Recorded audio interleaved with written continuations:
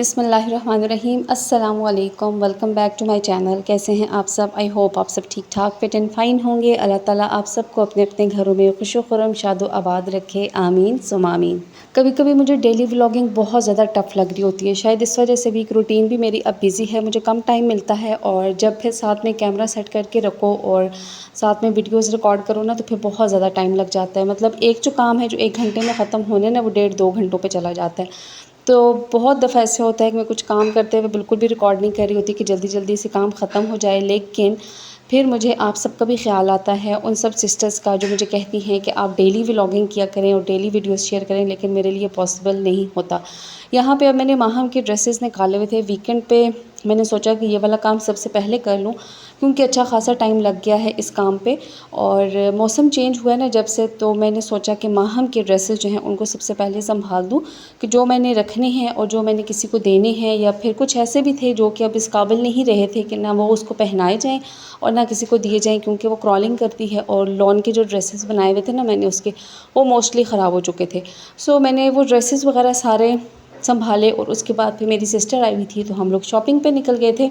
हरीपुर में केसरिया की outlet open हुई थी, सो हमने सोचा कि वहाँ पे जाते हैं, क्योंकि जहाँ पे न्यू आउटलेट ओपन हुई होती है ना, वहाँ पे कुछ ना कुछ डिस्काउंट भी मिल रहा होता है। खैर यहाँ पे उस तरह से डिस्काउंट तो नहीं था, लेकिन ये था कि हमने फिर भी अच्छी खासी शॉपिंग यहाँ से कर ली थी। केसरिया मेरा फेवरेट ब्रांड है, इस वजह से कि इसकी क्वालिटी बहुत अच्छी होती है। आप इनके ड्रेसेस को जितना रफ़ यूज़ करें ये ख़राब नहीं होते, क्योंकि मैंने इनके जितने भी ड्रेसेस आज तक लिए हैं और उनको जितना रफ़ यूज़ किया ना, वो बिल्कुल भी ख़राब नहीं होते। आप इवन उनको वॉश के बाद प्रेस करके कहीं पहन के जाएँ तो बिल्कुल फ़ील नहीं होता कि आपने बहुत पुराना कोई सूट उनका पहना हुआ है।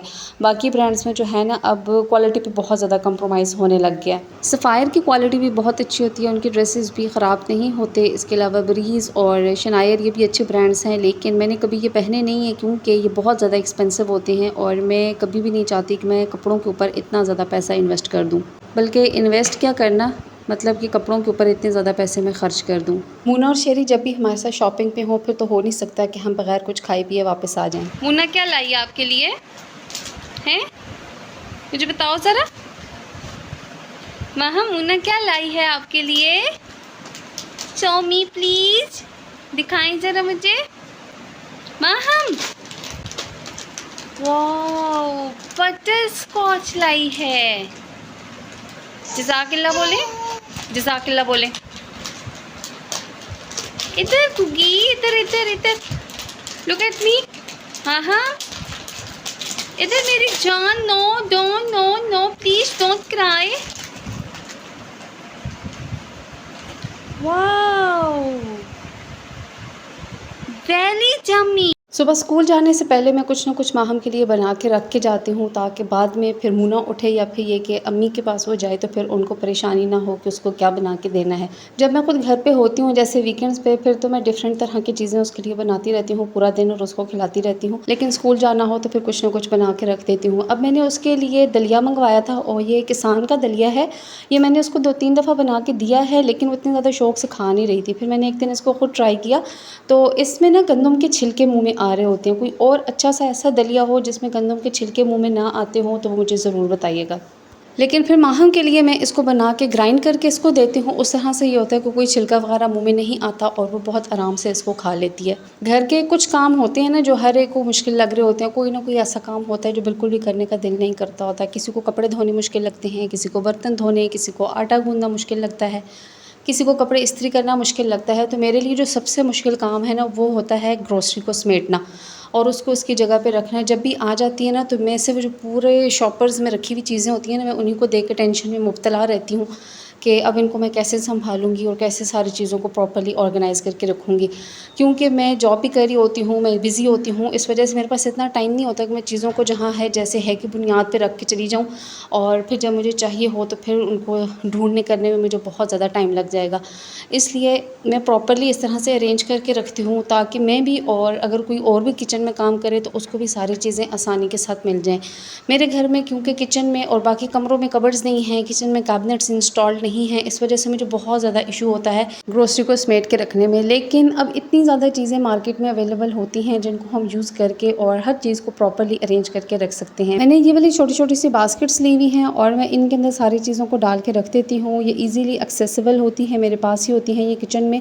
और सिर्फ मुझे ही नहीं, बाकी भी कोई भी और हो तो मैं उनको बताऊँ तो वो उस बास्केट में से अपनी मर्ज़ी की चीज़ जो भी चाहिए होती है वो निकाल लेते हैं।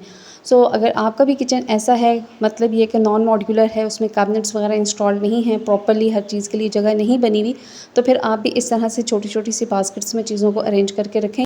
मूना के नूडल्स और माहम के कस्टर्ड के जो पैकेट्स होते हैं वो भी मैं इसी तरह, जो बिल्कुल सामने मेरी एक बास्केट होती है, मैं उसके अंदर डाल के रख देती हूँ, क्योंकि ये हर वक्त बनते रहते हैं। मूना अपने नूडल्स बनाती रहती है और माहम का कस्टर्ड भी रेगुलर बेसिस पे बन रहा होता है। सो ये मेरे लिए ईजी हो जाता है कि मैं सामने ही इसी बास्केट से चीज़ों को निकाल के यूज़ कर लेती हूँ। जिस दिन ग्रोसरी आती है उस दिन काफ़ी ज़्यादा टाइम जो है वो चीज़ों को समेटने में, उनको प्रॉपर्ली ऑर्गेनाइज़ करके रखने में ही लग जाता है। लेकिन आज मैंने सोचा है कि मैं साथ में वीडियो भी बना लेती हूँ, क्योंकि इन वीडियोज़ की वजह से बहुत सी सिस्टर्स की हेल्प हो जाती है जिनके पास ये चीज़ नहीं होती। उनको एक आइडिया मिल जाता है और वो इस आइडिया को यूज़ करके अपनी लाइफ को ईजी कर लेती हैं। मुझे भी यूट्यूब पे ऐसी वीडियोस बहुत अच्छी लगती हैं जिनके अंदर हमें ऐसा कोई ना कोई आइडिया मिल जाता है जिसके ऊपर अगर हम काम करते हैं, या फिर ये कि कुछ ऐसी प्रोडक्ट्स मिल जाती हैं जिनको अगर हम अपनी लाइफ में लेके आते हैं तो काफ़ी ज़्यादा लाइफ ईजी हो जाती है। अब मैं यहाँ पे बॉटल्स के अंदर डाल रही हूँ केचप और मेयोनीज़। हम पैकेट्स में भी यूज़ कर सकते हैं, इस पैकेट को भी सामने रख सकते हैं, लेकिन वो इतना ज़्यादा अच्छा नहीं लगता जितना कि अगर हम इनको बॉटल्स में डाल के रखते हैं। एक तो ये होता है कि इस तरह से ये चीज़ें ज़ाया नहीं होती। हम जब गेस्ट्स वगैरह के सामने भी रखते हैं ना, तो फिर ये होता है कि आधी चीज़ यूज़ हो जाती है और अगर उसी बोल में से ही केचप या फिर मेयोनीज़ को यूज़ किया गया तो उसको हम दोबारा से यूज़ नहीं कर सकते।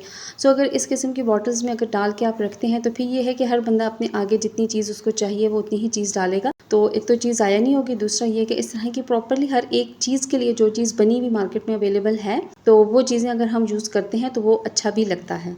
तो यहाँ पर मैंने मेयोनीज़ और केचप डाल के रख दिया है। जिस दिन ग्रोसरी आती है, अगर उसी दिन जो भी खाली कंटेनर्स वगैरह होते हैं चीज़ों के, उनको उसी दिन फिल कर लिया जाए तो काम फिर जल्दी ख़त्म हो जाता है। वरना ऐसे होता है कि आधी चीज़ें अगर हम फिल करके रख लेते हैं और आधी चीज़ें जो है उनको छोड़ देते हैं कि नेक्स्ट टाइम उनको फिल करेंगे, तो फिर बहुत मुश्किल लगता है दोबारा से उसी काम को करते हुए। सो एक ही दिन ये सारे काम कर लिए जाए ना, तो फिर आगे पूरा महीना जो है वो आपको तकरीबन एक किस्म का रेस्ट ही मिल जाता है कि एक ही दिन आप किचन में थकते हैं। और इस किस्म की गर्मी में ना, क्योंकि अभी भी गर्मी बहुत ज़्यादा है, मौसम चेंज हुआ हुआ है लेकिन इतना ज़्यादा चेंज नहीं हुआ अभी भी।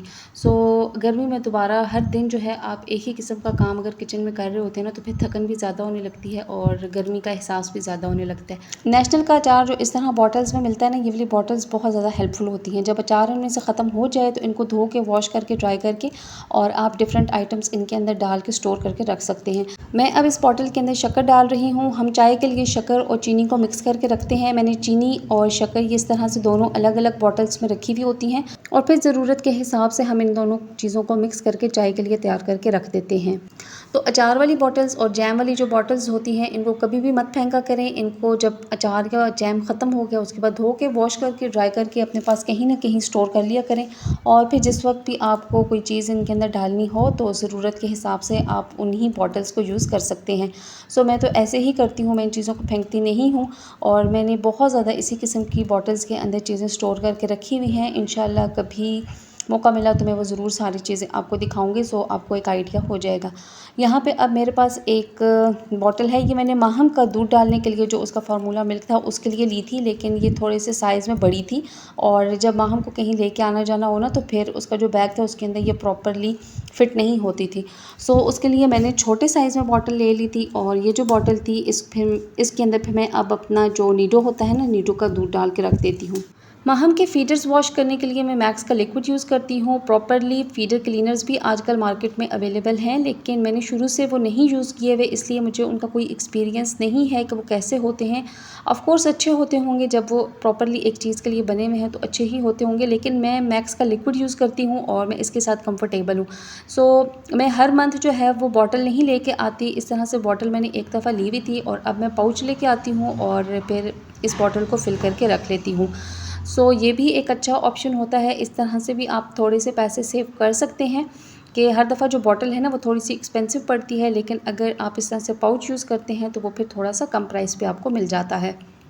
सो ये थी आज की वीडियो, जिसमें कुछ मैंने अपनी ग्रोसरी से रिलेटेड और मैं चीज़ों को कैसे ऑर्गेनाइज़ करके रखती हूँ ये चीज़ शेयर की है आपके साथ। उससे रिलेटेड अपना फीडबैक कमेंट्स में मुझे ज़रूर शो कीजिएगा। अंटिल माय नेक्स्ट वीडियो, अल्लाह हाफिज़।